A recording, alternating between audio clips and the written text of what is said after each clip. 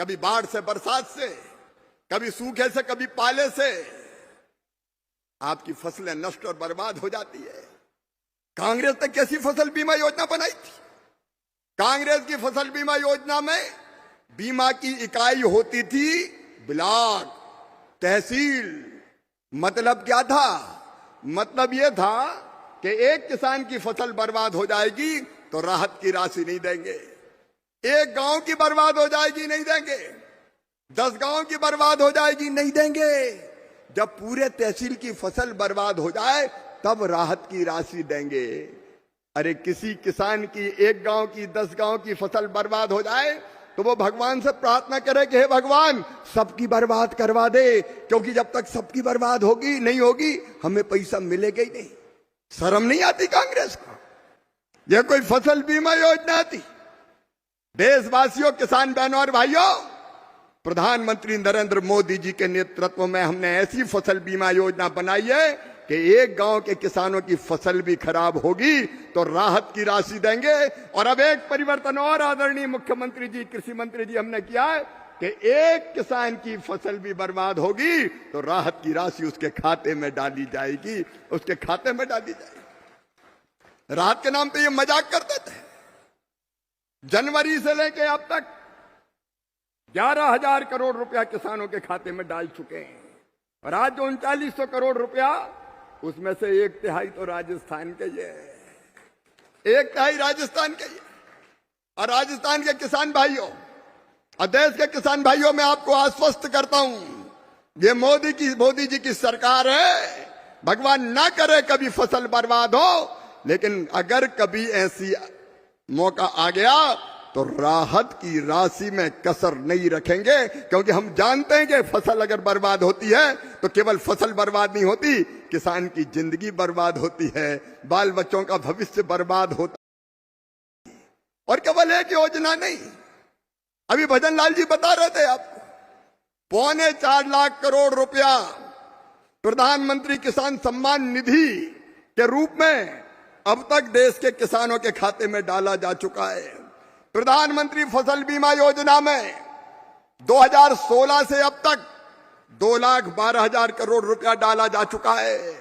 और खाद की सब्सिडी, मैं आपको बताना चाहता हूं किसान भाइयों, ये केवल आरोप लगाना जानते हैं। आज आपको यूरिया की एक बोरी 45 किलो की, यूरिया की एक बोरी 45 किलो की ये 266 रुपए में मिलती है। इसकी कीमत है 1633 रुपया 24 पैसा, बाकी मोदी सरकार भरती है। आपको डीएपी की 50 किलो की बोरी 1350 में मिलती है, उसकी कीमत है 3100 रुपया। और अब तक 14,06,000 करोड़ रुपया खाद सस्ता मिले, इसलिए मोदी जी की सरकार फर्टिलाइजर कंपनियों को दे चुकी है। कोई कल्पना करता है?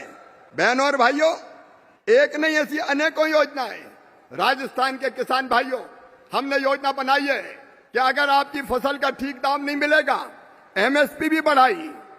मोदी सरकार ने, मोदी जी के नेतृत्व में तय किया कि जो लागत किसान की आएगी उसमें 50% मुनाफा जोड़कर ही हम एमएसपी तय करेंगे। कभी कांग्रेस ने नहीं दी। हम 50% लागत पर मुनाफा जोड़ के एमएसपी तय कर रहे हैं और एमएसपी पे खरीद भी रहे हैं। माननीय मुख्यमंत्री जी यहां बैठे, आपकी जानकारी, मूंग के मिनिमम सपोर्ट प्राइस की कीमत में कितना अंतर है? 2,000 रुपया कुंटल। लेकिन मुख्यमंत्री जी, कृषि मंत्री जी ने प्रस्ताव भेजा कि ये मूंग किसानों की खरीदी जाए, तो हमने तय किया राजस्थान के किसानों की मूंग खरीदी जाएगी और 2,000 रुपया प्रति कुंटल भारत सरकार उसका बहन करने का। 1 कुंटल 2,000 रुपया, कभी सुना है? कोई सोच सकता था? चिंता मत करो रे किसान भाइयों, खूब पैदा करो, अच्छा पैदा फसल करो, और खरीदने का काम मोदी जी की सरकार और राजस्थान सरकार मिलकर करेगी। अभी तक पीएम आशा गेहूं की खरीद और धान की खरीद के लिए किसानों के खाते में 43 लाख करोड़ 87,000 43,87,000 करोड़ रुपया डाले जा चुके हैं। ये खरीद जारी रहेगी। और अगर कोई ऐसी फसल है, कई जगह अब सब्जियां पैदा होने लगी, टमाटर पैदा हुआ खराब हो जाए, प्याज पैदा हुई खराब हो जाए, आलू पैदा हुई खराब हो जाए, तो एक योजना और हमने बना दी है, उसको भी ध्यान से सुन लेना। यहां कीमत कम है और दिल्ली में कीमत ज्यादा है, यहां कीमत कम है और जयपुर में कीमत ज्यादा है, तो चिंता मत करना। जयपुर या दिल्ली बेचने ले आना, राज्य सरकार की किसी संस्था के माध्यम से। आप कहोगे कि ट्रक का भाड़ा ही बहुत लग जाएगा, तो ट्रक का भाड़ा आप नहीं चुकाएंगे, मोदी जी की सरकार चुकाएगी, चिंता मत करना। एक के बाद एक नई नई योजनाएं, किसान को उसके उत्पादन की ठीक कीमत मिले, इसके लिए बनाने का काम हम कर रहे हैं।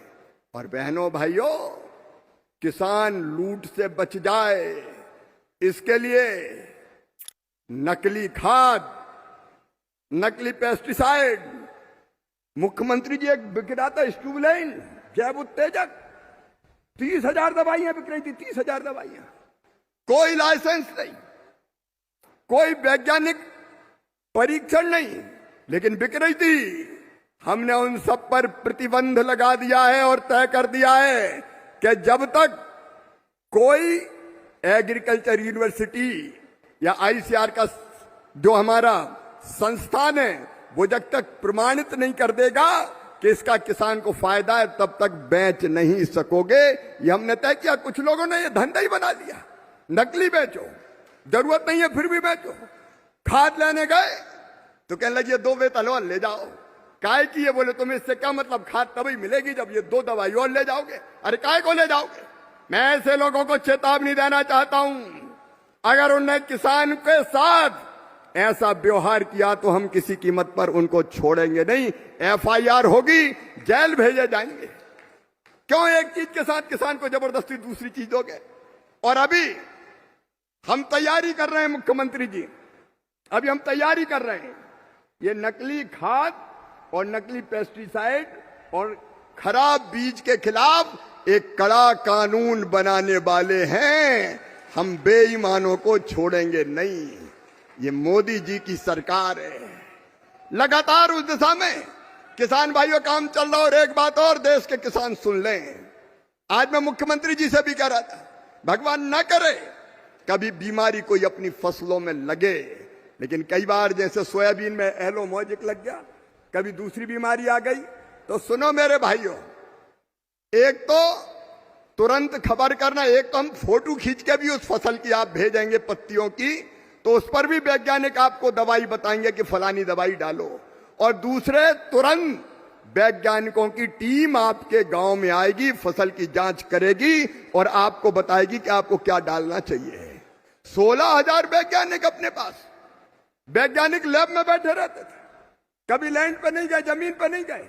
हमने तय किया वैज्ञानिक लैब में नहीं बैठेंगे, वैज्ञानिक गांव में किसानों के बीच जाएंगे और विकसित कृषि संकल्प अभियान चलाया। खरीफ की फसल में यह चला था, रबी की फसल में भी वैज्ञानिक और कृषि विभाग का अमला राज्य सरकार के अमले के साथ आपके गांव आएगा और आपको बताएगा कौन से बीज चाहिए, माटी आपकी कैसी है, कितना आप खाद डालें, अनावश्यक ना डालें, इसके लिए भी आपको गाइड करेगा। और अब जो शोध होंगे, अनुसंधान होंगे, वैज्ञानिक अपने मन से ही रिसर्च करते रहते थे, अब ऐसा रिसर्च नहीं होगा। अब किसानों की समस्या को देखकर रिसर्च किया जाएगा कि इसका समाधान कैसे किया जाए। हमने वैज्ञानिकों से कहा है, सोयाबीन का उत्पादन कब है, नए बीज बनाओ, उत्पादन क्यों नहीं बढ़ना चाहिए? 3-4 कुंटल पैदा होता है एक एकड़ में। मूंग का उत्पादन कम है, उड़द का उत्पादन कम है, बाजरे का उत्पादन कम है। हम अच्छे बीज बनाने में लगे हुए हैं और जल्दी सफलता प्राप्त करेंगे ताकि दुनिया का मुकाबला कर सकें। लेकिन मित्रों, एक धन्यवाद मैं अपने प्रधानमंत्री जी को देना चाहता हूं, प्रणाम करना चाहता हूं। प्रधानमंत्री हो तो ऐसा हो। दुनिया के देश, ताकतवर देश, समझौता करो। और समझौता कैसा करो? हमारे देश के कृषि उत्पाद, गेहूं, चावल, मक्का, सब भारत में बिना ड्यूटी के आने दो। हमारा और उनका कोई मुकाबला है क्या? अरे हमारे किसानों के पास 1 एकड़ जमीन, 2 एकड़ जमीन, 5 एकड़ जमीन, उनके पास 10-10, 15-15 हजार हेक्टर जमीन, 25,000, 50,000 एकड़ के फार्म हाउस। भला हमारे किसान मुकाबला कर सकता है क्या? उनके यहां भारी सब्सिडी दी जाती है। अगर वो अनाज किसान भाइयों आपके यहां आ जाता, अपने देश में आ जाता, तो हमारी फसलों की कीमत बहुत गिर जाती और हमारा किसान बर्बाद हो जाता। लेकिन तय किया प्रधानमंत्री जी ने कि चाहे कितना ही व्यक्तिगत नुकसान हो जाए मैं तैयार हूं, लेकिन किसानों का नुकसान नहीं होने दूंगा, किसानों के हित से कोई समझौता नहीं करूंगा। एक बार दोनों हाथ ऊपर उठा के तालियां बजाइए प्रधानमंत्री